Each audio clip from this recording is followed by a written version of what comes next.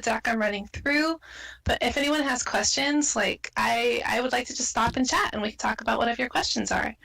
So, I like it being more of a discussion.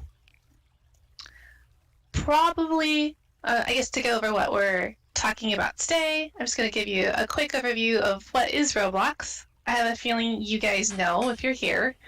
What we offer more on the education side, which is something less people know about, as well as how do you download it. And really I want to talk more about like the collaboration and the exploration and how people right now are using Roblox to really connect in this time when it's really easy to be disconnected with each other. And I think that's something that this community does really well, and I think there's a lot of parallels there. So I want to focus more on that. Okay, so first of all, yeah. Yeah, like I said, like if anyone has something pop up, please let me know. So Roblox, what is Roblox? It's a global platform where millions of people every day come together, just like what we're doing right now, and they create and they share and they really want to immerse themselves in these worlds that they themselves have created. What people don't always realize is Roblox ourselves, we don't make games. All of the games that you see on the platform are made by our users, and that's what makes us really unique, and that's why you see games that you don't see on other platforms that AAA people would never make Adopt Me because it doesn't necessarily make sense to that polished video game crowd. But when kids are making games for kids, you really see some unique stuff. And as part of that, because what we were seeing were, as time went on, people would go from being players to they would want to express themselves as they got older, and then they would start creating their own companies. They would put themselves through college. We want to create more of an official organized program, and that's where I came in. So I launched Roblox Education, and we have over 100 hours of free curriculum content. Roblox itself is free. Roblox Studio is free. And all of it's shared under the Creative Commons license. And we do actually we're actually Iste certified in 17 standards this year. So we are Iste seal of approval, which makes me very, very, very proud. I'm sure it's more relevant here. But what we really want to see is people to take the content that we create and then to mix it into their own LMSs and to do what they want to do with it. We're a very user-generated focused community, and we see that coming over into education as well. So any comments yet? Y'all feel free to speak in chat with your comments. Yeah, I'm keeping an eye on it. What kind of certification? Could you spell that out? So we actually are, we have the Iste seal of approval, or a seal of alignment, I should say, in about 17 standards. Most of it has to do with like expression and being a tech innovator, and like particularly also in computer science, both as applied. These are standards for students. So that kind of, yeah. So if you actually go to our site, you can see the full report that we got this year. I'm so excited for it. It's something I'm really, really proud of. I've been trying to follow Iste standards throughout my career anyways, and then to get approved, that's just great. So we do have sound. So Amelia. All right. So I guess to keep going. So yeah, we are focused mostly on code fundamentals, game development, branding and monetization, and then we also get a lot of people using our tools for interdiscipline learning, where they'll bring in history and bring in language skills, because with Roblox you can build it instead of being like, just go talk about history. You could create a game where you could reenact certain elements of history. You can bring in language skills, or you could be writing a story for the game, and either it could be a fantasy story, or it could be more of like your take on some famous events to get those language skills in there. And we're also a physics engine, so we are real-world physics. So you'll see stuff like Newton's laws, being demonstrated with our physics engine by people creating like Rube Goldberg machines, and we have lots of lesson plans. If you guys ever want to, go check out education.roblox.com.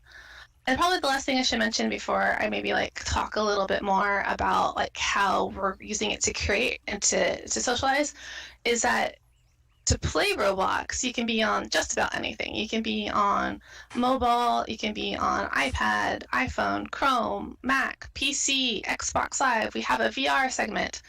But to build, we only offer Roblox Studio on PC and Mac. So that's something to keep in mind.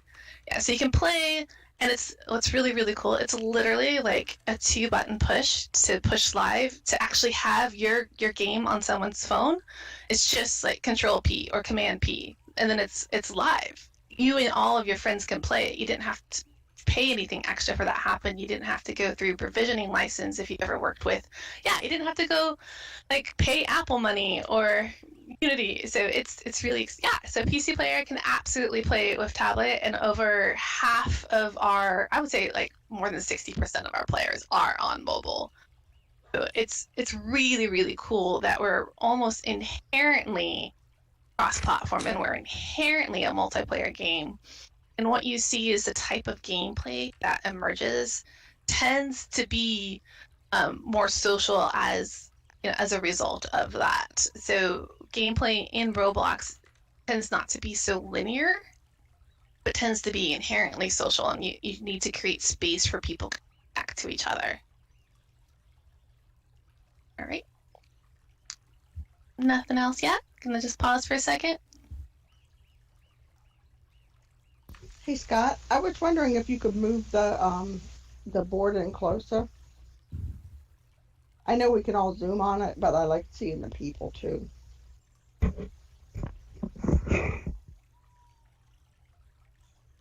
Oh, yeah. There we go.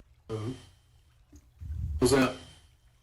Much better, thank you. Okay. Let's give this a second to load. I'm actually not sure which image this one is. Oh, there it is. I can see now. All right. So I'll just put this up real quick just so you guys know if you don't know where to find Roblox. If you don't have an account, it's really, really easy to sign up. You just go roblox.com to sign up. Roblox.com creates. Let's see. And I'm actually going to go on to the next slide.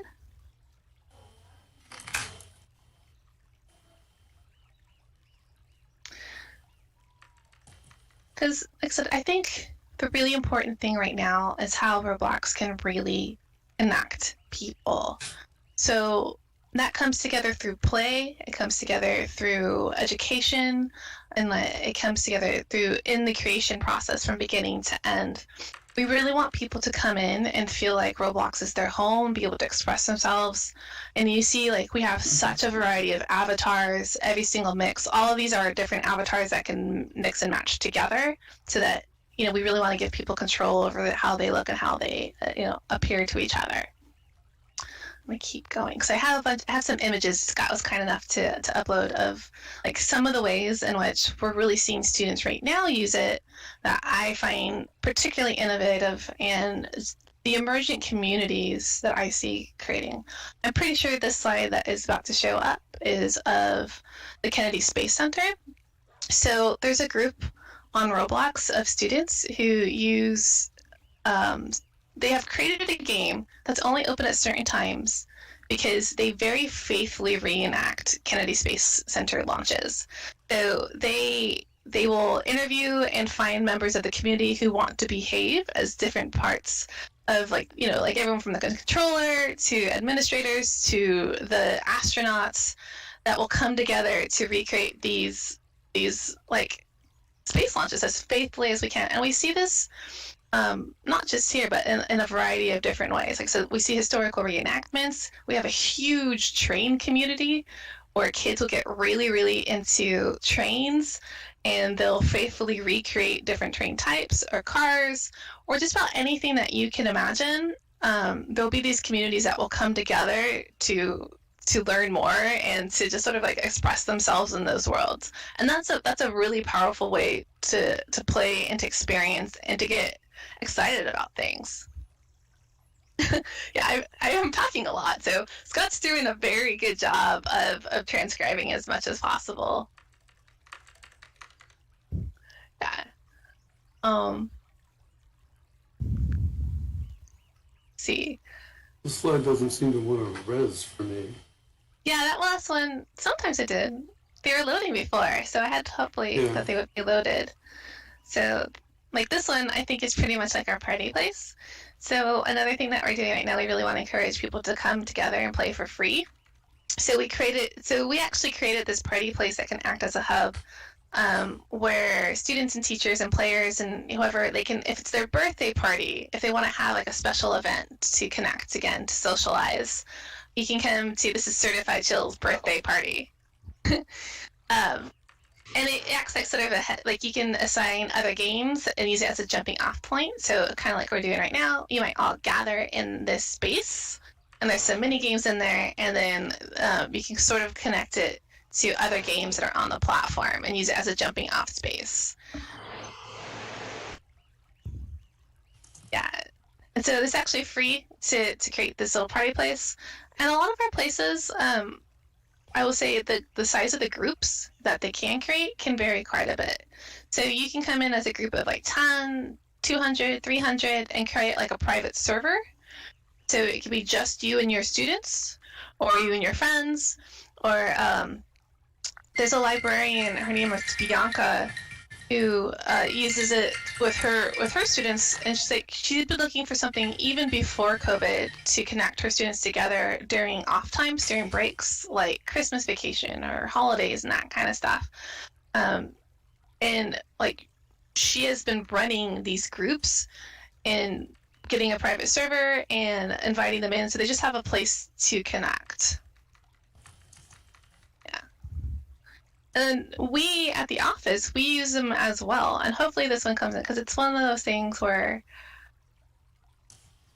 okay, yeah, when this actually comes up, you'll see it's a ton of people in a street. It's a ton of different avatars.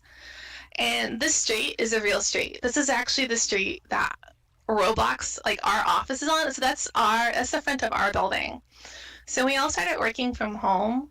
We started like sort of building this place in Roblox. And at first, this place was literally just gray squares, gray cubes sort of representing our buildings, that we could sit in.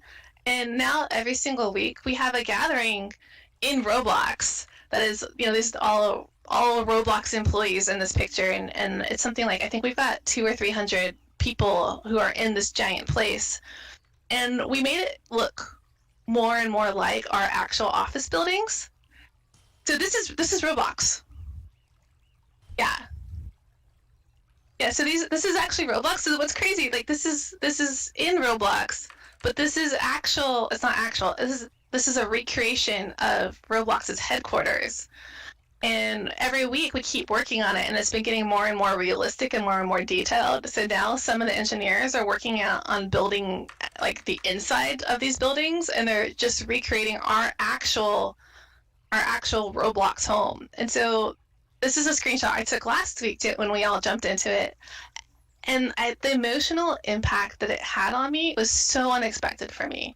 I'm a gamer. I've been living in virtual worlds. I love working from home. But to see this street that I walk down every morning, like, it had such a huge emotional hit to me. Like, I was like, oh my gosh, it felt like coming back home. It felt really nostalgic. I really, really loved it. Yeah, the avatars, and that's also kind of the Roblox appeal. Like Roblox, like our community, we tend to love these sort of cartoony avatars, and there's actually a lot of prestige in like this guy that I'm this purple-haired tree girl that's kind of in front, and this blue guy is more like an old-fashioned avatar.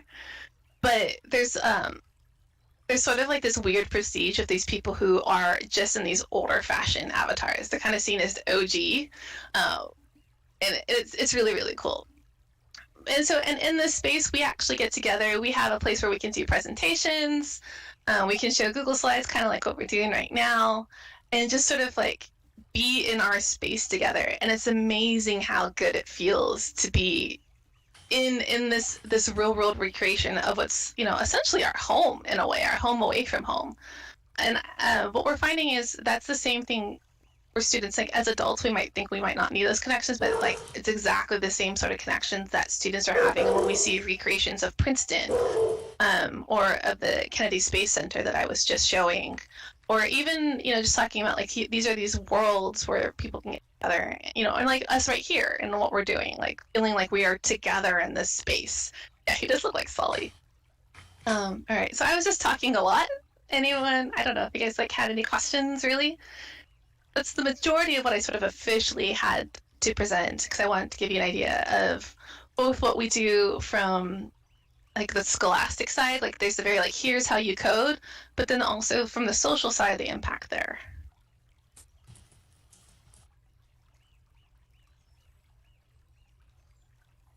I'm interested about the recreation of your physical street and the emotional impact it had on you. How did they get blueprints or photographs? Did your engineers say anything about how they did that? It's funny because we were all asking them that too. On one hand, I think it'd probably just Google Earth. I think mostly we're just copying it from there is my guess. And a lot of our engineers come from our community, our developer community, so a lot of them are already intimately aware of the engine, and they've been builders and creators. So this is very much an act of love. This isn't something that we did sort of officially. This is a thing that's been happening sort of organically over time. And every time we come in, someone has put in yet more detail, or they've added something really. There's a Zen room that we can all go sit in. But I want to say mostly we used just like Google satellite pictures. You can actually draw in like height maps and that kind of thing if you wanted to create very specific areas. And you'll see that there's a recreation of Yellowstone Park. We have what's called a Learn and Explore sort that we put up during the beginning of the pandemic that has some projects that were created by teachers, things like here's a digestive system, but also a lot of these sort of student projects. And one that comes to mind is like the Yellowstone Park, where it's a very faithful recreation of the terrain there. And I think they did it by hand, but now we have tools that if you wanted to, you can bring in terrain. Yeah. Any other questions?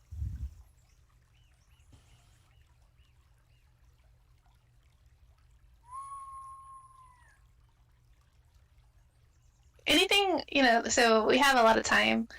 Anything like specifically? So I usually during these will talk more about how students can actually create together, like our team creates and collaboration tools. Because I can't show as much in this particular venue. I don't have as much. Oh yeah, adult players, absolutely. So we do actually have. I would say that our bread and butter is definitely that 10 to 12 age range. But what you're seeing is on opposite ends of the class of that spectrum, we're aging up very, very quickly. As well as there's definitely like much younger kids who come in and play. So, particularly in the last couple of years, part of it is like our technology, like as we're able to create places that look like our headquarters, as you see here, and as well as like the variety in our avatars, as you see. Like I'm still very cartoony looking. So once again, I'm the purple-haired person, but it's kind of more age neutral than some of the more blocky like characters.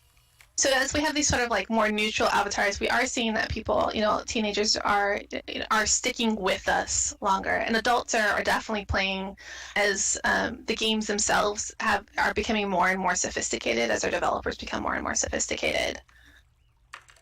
So let's see, costs. Okay, so keep kids and adults apart. I'll talk about that, and then I'll come down into costs.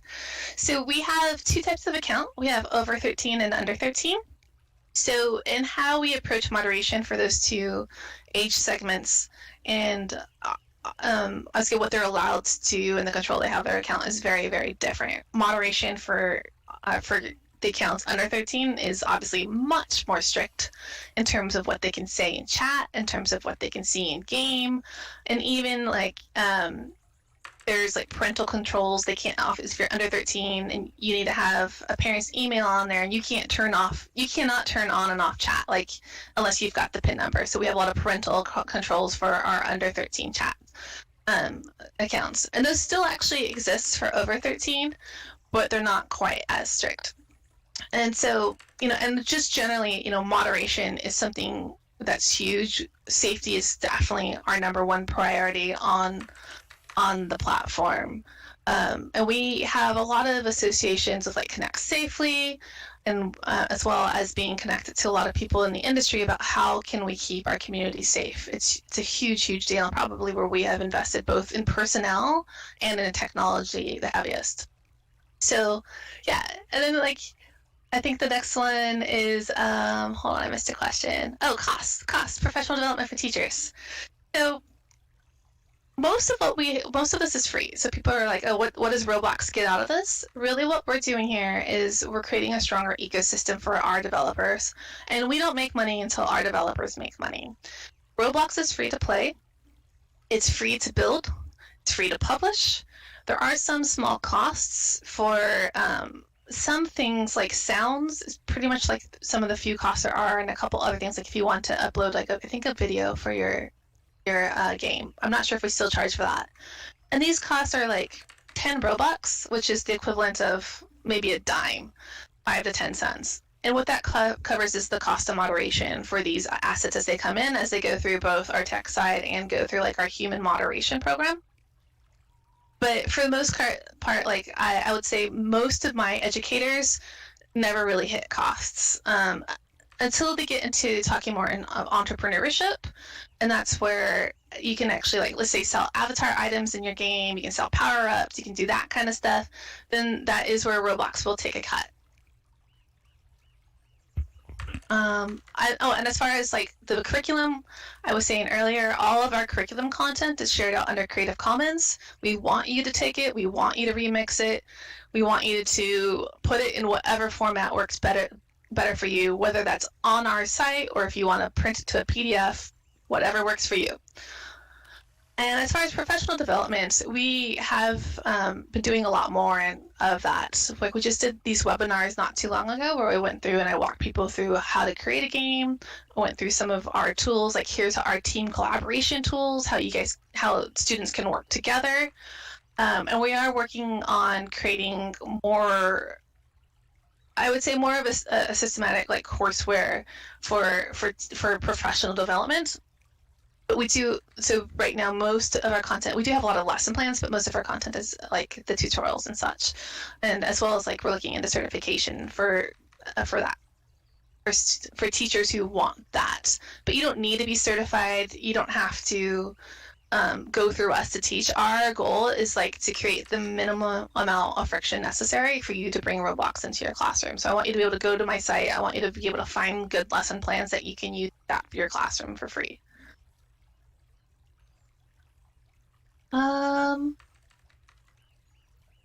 So when I say developers is a term that the people who create games. So a developer could be literally an 8-year-old in Brazil. He is a developer, or she is a developer, or they are developers, because they are creating games.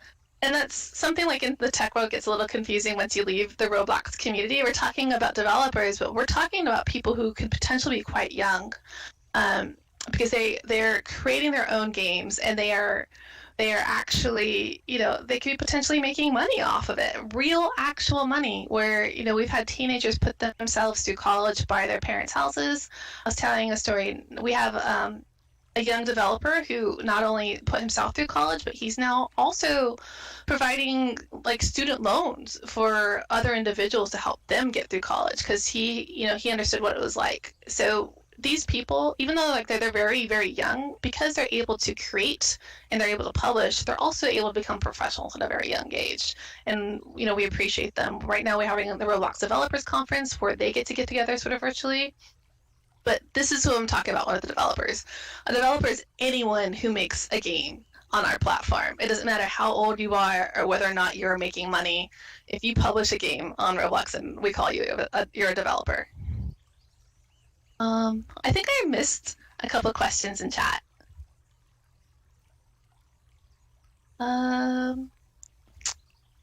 Um, Beth asked, who does the monitoring for the 10 to 13-year-olds? And how many people are involved in that? How does that work? how many people? How many people is a really, really good question. Um, uh, a ginormous amount of people is all I can really say.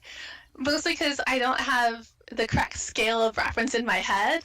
Like, it's not like, oh, those 10 people over there do it. It's a very large number of people who, so we have both like cutting edge technology when it comes to machine learning and AI on one hand, but we also have real actual people. I don't know for sure, but for the longest time, if not still, our moderation team was the largest team in Roblox.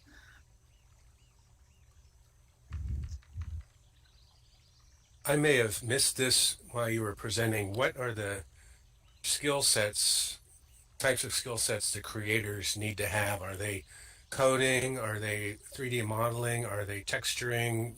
Just kind of a high level, quick idea, or any names of particular languages or tools? That's a really great question. Okay. So one thing I actually try to get across as I'm introducing people to the game development world and to be developers is that there's so many different avenues in which you can become part of the game development. You could be a coder. We use Lua. It's a lot like Python if you use Python, but with no white space concerns. So this means it's a very easy language to learn, and it's a very difficult language to break. So Python, if you miss an indent, it doesn't matter if you typed everything else correctly, it breaks. Lua will keep going, no problem. So as to be a developer, maybe you're the person who is creating the world. Maybe you're sculpting the terrain, like you'd be sculpting the mountains behind us. There are people who all they do is create props, like the trees, like the fire, like the chairs that we're sitting on. There are people who specialize in GUI, like user experience, when it comes to like the buttons and the clicks and stuff like more of the graphic parts of design, as well as animators, musicians. I would say good composers are actually really in demand on the platform when it comes to the game development world, as well as there's people who focus on coding like the back end or the back end of the games. Things like gravity is already taken care of. Cross-platform and multiplayer is already taken care of. Those are huge blockers in most game engines. But for us, maybe we have people who specialize in like data stores, creating permanent data so that who's the all-time, the highest level or fastest or whatever. So there's all kinds of different people that come together to make games.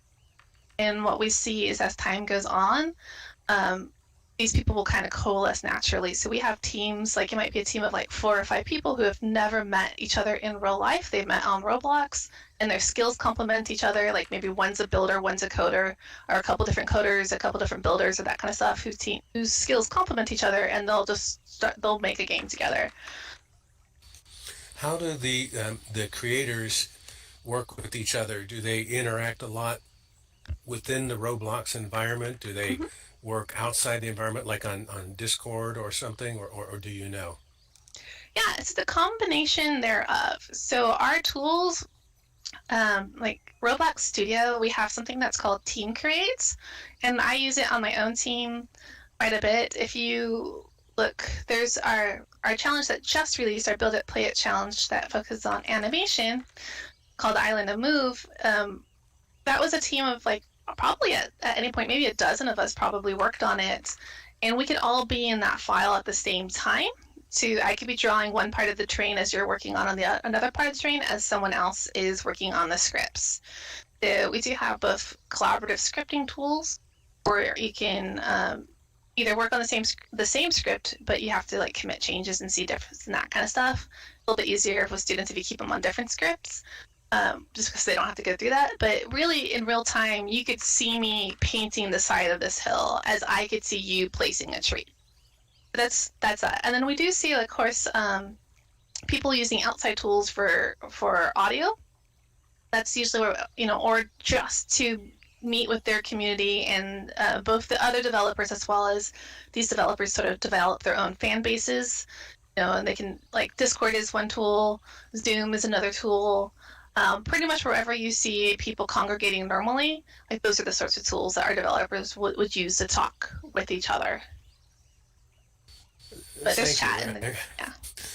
That was a great answer. So that's very cool. Now I have one other question.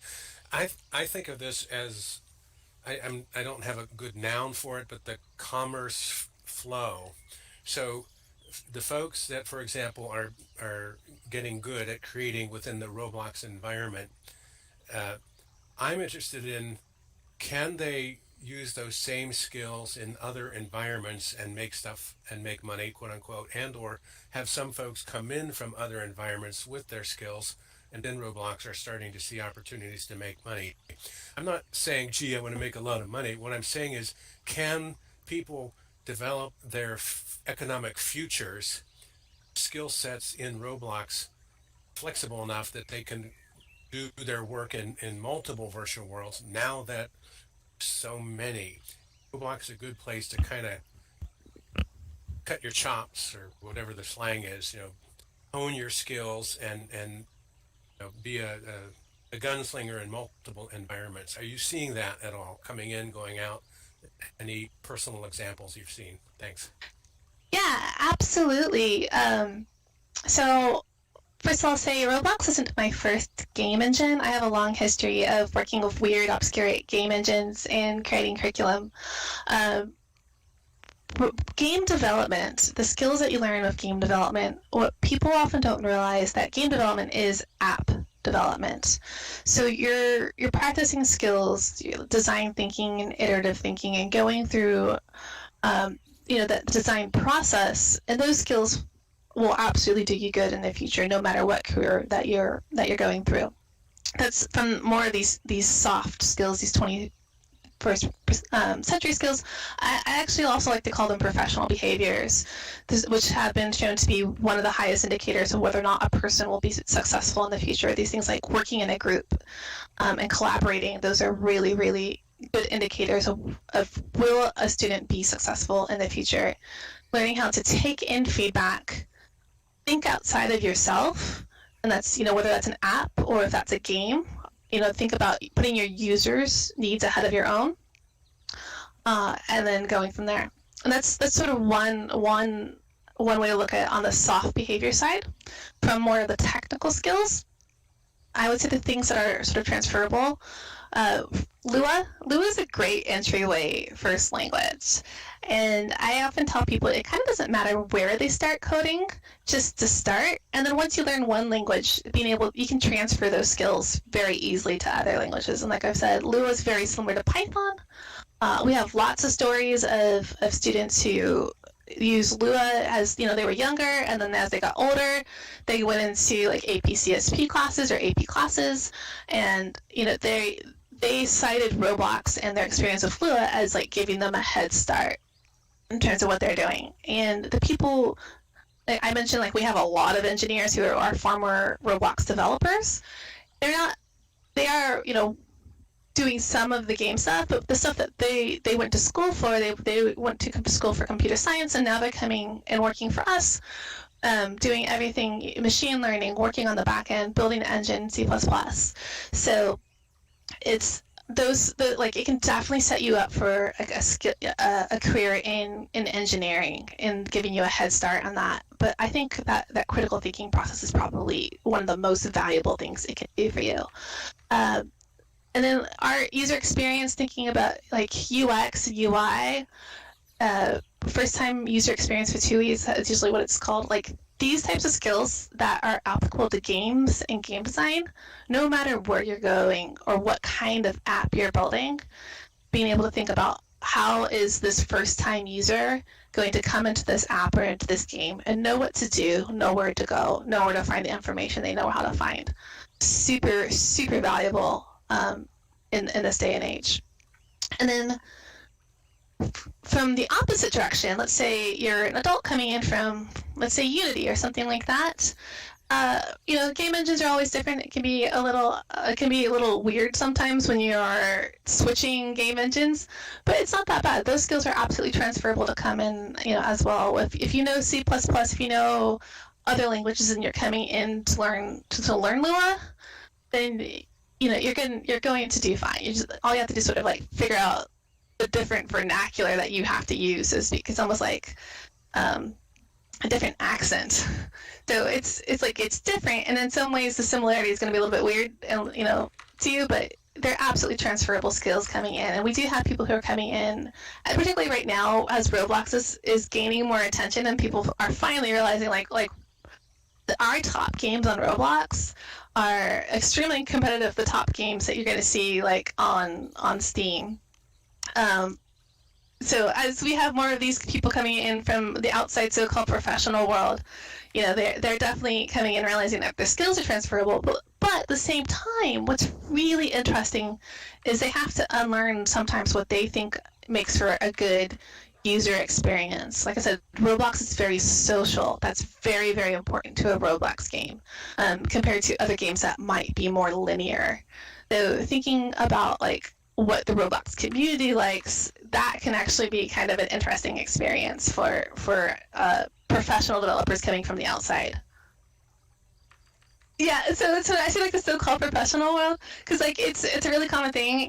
Myself having outside experience and a lot of people on my team who are outside, we talk about how, you come in kind of feeling like, oh man, I went to school for this, that kind of thing, and then you can get humbled really quickly by our community and what our community does. So it's kind of funny. Yeah, but making sure, I think, that you're giving people a place to express themselves. School district blockage. Okay. I asked a question back up in chat that I think you didn't see, but I have experienced school district blockage of Roblox. Yeah. Like the ENA is what we use in Tennessee for like security and school networks. And if you have strategies to overcome that mindset, I'd love to hear them. And I added, in addition to hearing you speak, that is. Yeah, so, and I do talk to educators all the time who are facing the same thing. So there's a few different ways, depending upon what the concern is and, what and how you can approach that. First of all, one of the concerns is like, is Roblox actually educational?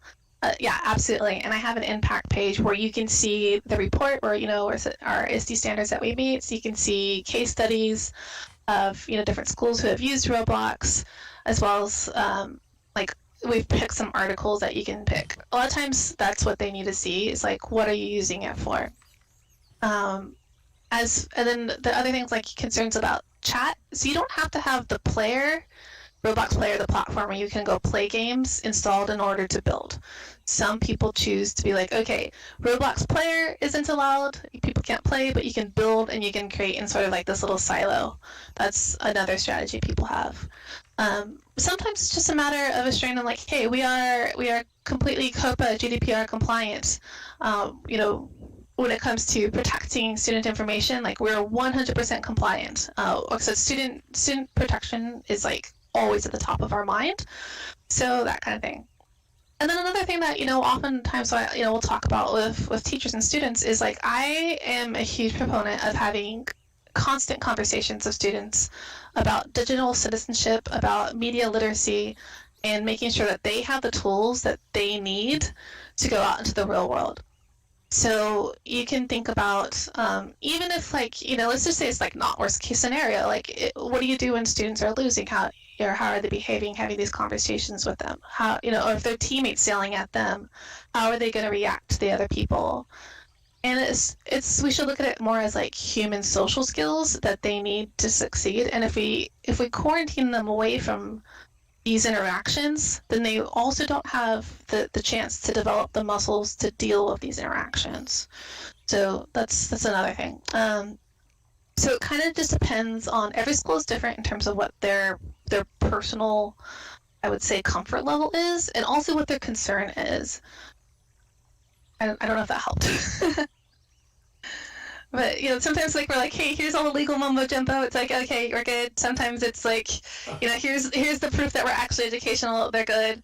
And sometimes I would say like, it's a slow conversation to start having with like your faculty and like your PTA to like, here's actually the value. Like, there's actual proof that we're educational. There's, here's how, no matter what career, your student might ultimately go into, here's how building and creating in Roblox can help them.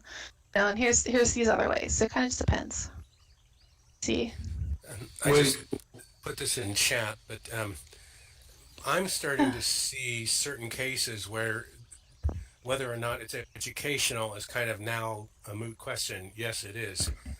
What I'm seeing in some of the meeting reviews I've been on is where the road blockage, as Scott calls it, is from one is cost, but you've already addressed that, but the other is security. Mhm. And my question is there a recognized security standard? And I don't know if you know this or not, and something I need to go look, that a platform could earn and display to reassure management, administration, and their IT departments. And I'm specifically thinking of the brouhaha that we went through with Zoom a month or so ago, which now seems to have settled down. But I think that's one of the sticking points for certain cases of administrations, the security, not only, underage children, but hackers and getting, I mean, the Twitter thing that just happened last week. I think people are like, just walking around like they drank too much coffee, worried to death that something's going to hack their system and they're going to lose their job for daring to try something innovative that came in, through a platform. So again, is there a security standard a platform can earn and display to reassure them? I don't know of any specific standards other than to be able to like, look, hey, we are, COPA, all these like, um, compliant. So maybe it's something we could look into. And I think maybe it's something as the education world evolves. Sometimes what we'll see is like certain organizations develop a reputation that, we can trust them. So if I don't know, like maybe you guys can help tell me like who can we look to for being like a trustworthy source? Just like we're talking about media literacy, like who does the education world sort of trust, and like who does that side trust? But at the same time, we're talking about, like, as I was saying, providing students with the tools. They're never going to be 100% safe. You're never going to be 100% safe in your own home. So it's scary. At the same time, we need to be preparing people for the outside world. And that's a really hard conversation. Like, that's also like not like an easy thing to do, because we see people get upset. We see what happens in the aftermath and finger pointing. And it's like, look, if it can happen to Twitter, of course it can happen to everyone. We, put so much investment into the safety of our player community, but of course something can happen. And what the past tells us is at some point something will happen. And we just have to understand, like, how are we going to approach it? And that also comes down to, I think, digital civility and citizenry. Like, all right, who are you giving your information to? But as careful as you are, of course, something can. So I don't know if I'm not bringing this up as a Roblox specific issue. It's not. And I'm going to call you Chirp because that's the name I see. Oh yeah, Chirp. Yeah, I answered to it. This group is the right group to bring it up in front of. And pretty soon I'm waiting for standard of alignment number 27.A9 or whatever. But it's a real live example about, I don't know, 5 or 8 years ago, Second Life, when it was offering Second Life Enterprise, which then was unoffered, but it was actually certified for use by the U.S. military. It had to pass a security standard that they came up with, and I wish they would publish it so we all could do it. So it can be done. And like I said before, it seems to be one of the common sticking points for leading edge teachers that are wanting to bring this more broadly into the schools and whatnot. So I'm not saying it for you to try to solve the problem. Oh. It affects you too, but it affects all of us here because all of us are having our own battles with meaningful discussions with our manager represented administration. And Opto's already just said he's going to look into this and just find what data is available. COPA is certainly important. and I Yeah. don't know a lot about it, but I think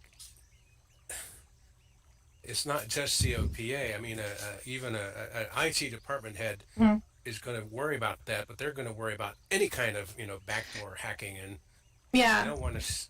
That's there's multiple points of view that need to be reassured. That's all I'm trying to say. Oh no, I totally understand, and it's an excellent point. And that's I guess to your point. What I often find is when I'm talking to groups of educators is yeah, we all get it. I don't have to fight the fight of is Roblox educational so much anymore. I do sometimes, but usually, as you're saying, like it's what about these other risks? Um, how do I mitigate my own culpability in these risks? They're so scared of being sued and all that kind of stuff. School districts often can't afford to have these battles. They're just, and I totally understand. Like they're looking out for students. And I guess as Scott was saying, he's looking into who can we turn to as a community to trust, to be like, all right, maybe nothing's perfect, but this meets the standards, as well as can be expected that we. Um, and I think we're gonna have to, like you're saying, I think we're gonna have to go that way. I don't know what that answer is now or what those standards are now. And I'm really, really glad that this is being live streamed. Will this be recorded and saved? Like, will I be able to play this back to people later?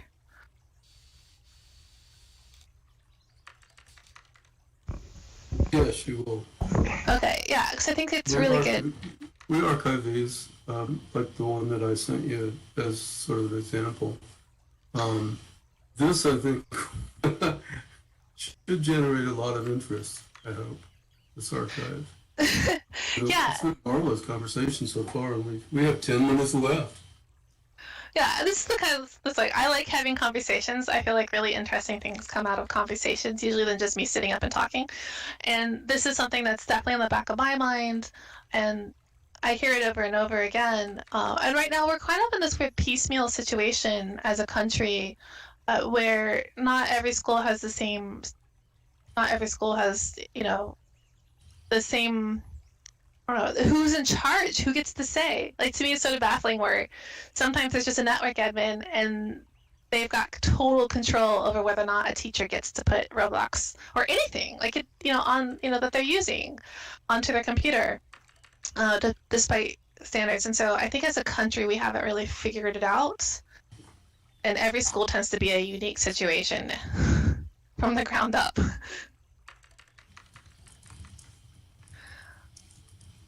So, I don't know. I think this would be a great Iste talk if someone actually has insight into it. Like, I would go to this talk.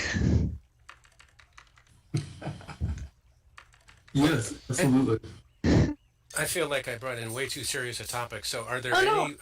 Roblox knock jokes that you can tell us? I don't know if I know any knock jokes that are Roblox related.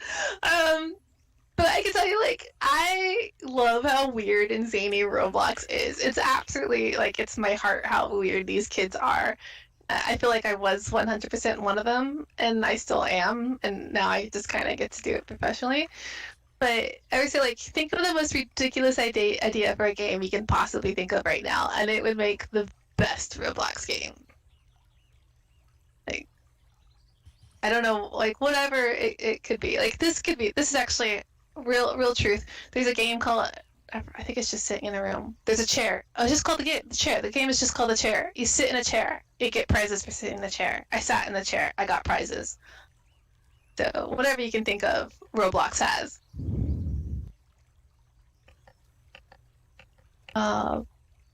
Let's see. Oh, yeah. So there's also some questions we had about like foreign language students and students in general. I don't know if that was just ESL. I'm trying to kind of look back a little bit from Cindy. All right, so I'm going to talk about ESL since I am skipping over a lot of stuff and I don't really know. So we see a lot of people who are using Roblox as a way to teach students both English skills and language skills. Some of it is being done in a more formal environment. Like there's actually, I believe in Brazil, a company that is like they'll have sort of sessions where they can play together and they can practice English on Roblox. There's a true story of one of my coworkers right now on my team. He's Cuban. He learned to speak English on Roblox as a kid, and now he is one of the leaders of our community. He is a very respected member of like Roblox, the company, and he actually learned to speak English on Roblox. We are localized into German, Korean, simplified and traditional Chinese, French, and Japanese. And I suspect we will continue to see that list grow. And but we do kind of see both sides of people coming in, even without it being localized into their country or their local language. We actually do still see a lot of kids come in and they're playing and they're sort of exercising those ESL skills. So, and I'm a big believer that whatever can get kids to read or to learn, whether it's comic books or anything like that, like then you can sort of leverage to get those reading skills up, whether you're ESL or not. What's the most surprising thing you've personally run into The in most in in Roblox? I don't know. I think it's kind of hard for me to say, like, what's the most surprising thing. Okay, so there's this very, very basic lesson plan that I use for almost everyone, almost every age range. It's building an obby. An obby stands for obstacle course. It's only made out of very primitive blocks, usually, like circles, squares, rectangles, and it's like how I teach people to bring in parts. And it's just a jumping puzzle. You jump from one platform to the next platform. So despite how very, very simple this lesson plan is, I cannot get over the amount of variation that kids and adults and anyone who does it makes. Like, no two obbies look the same, and there's constantly these twists. So I get sent these obbies sometimes from teachers, and I'm 100% constantly amazed that the end product can come out looking so different. And that's not necessarily a very Roblox specific thing, but I love the endless variation, as well as like, so just the zaniness of what people will make.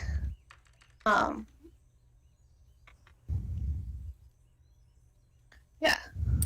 There's a question about languages. Like, is there a program to communicate in Chinese? Yeah. How many different languages are there in Roblox? Do you have translators or people that translate, or voice to So text to voice translator? Anything language related?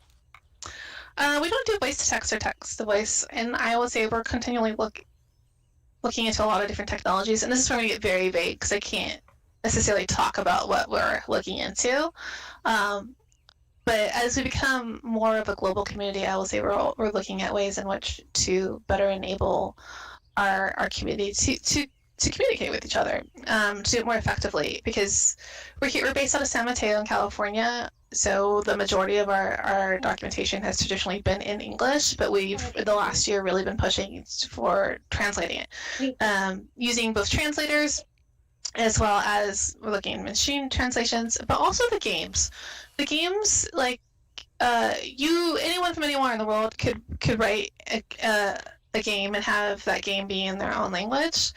And we also have enabled a lot of tools to allow for machine translation of games. So if you were to create a game that would, like, you've got different strings, like maybe you have stop or enter, or these strings can be scraped, so they can be pulled out and then sent to a translator. So we've been either people translating. We've been looking for ways to connect our game developers to translators to bring it back in, or to go use like Google Translations. But we're also trying to look for people who are more authentically part of these communities.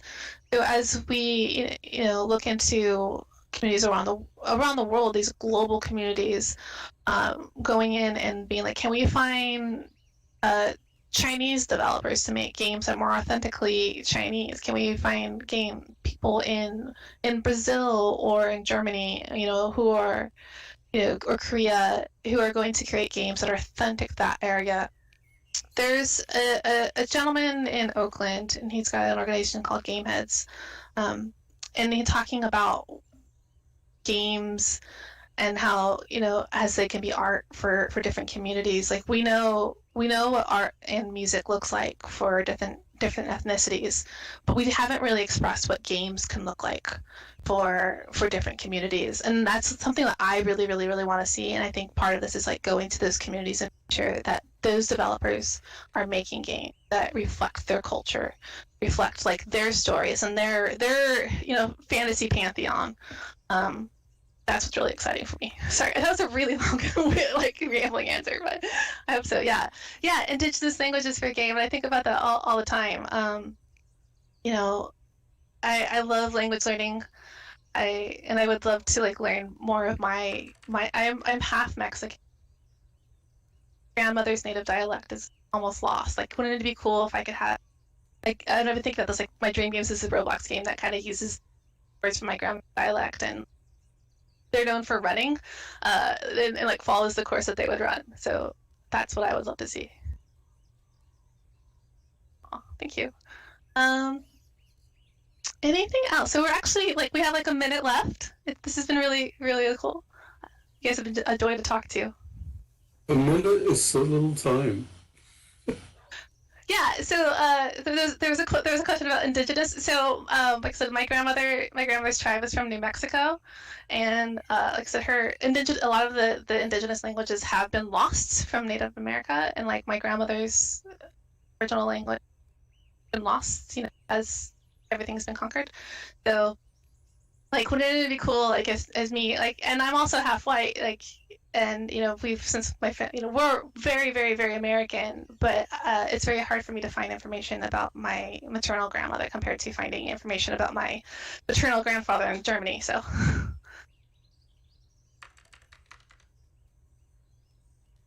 yeah.